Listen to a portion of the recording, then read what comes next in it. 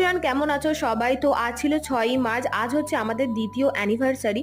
তো আমি সকাল থেকেই ভেবেছিলাম আমি সেলিব্রেট করব না, কারণ যেহেতু আমার মনটা আগে থাকতেই ভীষণই খারাপ ছিল। কিন্তু সুরজ আগে থাকতেই ভেবে রেখেছিল যে ও সেলিব্রেট করবে, তো সেই জন্য সবার খুশির জন্যই আমিও ভাবলাম সেলিব্রেট করা যাক। তো ছোট করেই বাড়িতে যারা আমার কাছের মানুষ, ভালোবাসার মানুষ, তো তাদের সাথেই আজকের দিনটা আমি সেলিব্রেট করলাম। তো সকাল থেকেই রান্নার জোগাড় করছিলাম, তো অনেকটাই বেলা হয়ে গিয়েছিল। তারপরে স্নান টান সেরে নতুন শাড়ি পরে ঠাকুরের কাছে এখন পুজো করতে চলে এসেছি। ঠাকুরের কাছে এখানে ধূপবাতি দেওয়ার পর আমাদের মন্দিরে একটা ঠাকুর আছে, এখানেও একটু ধূপবাতি দিয়ে দেবো। এখানে সুরজ আর আমি এখন একটু ঠাকুরের কাছে প্রণাম সেরে নিলাম, আর তারপরে আমি চলে গেলাম আমাদের মন্দিরে।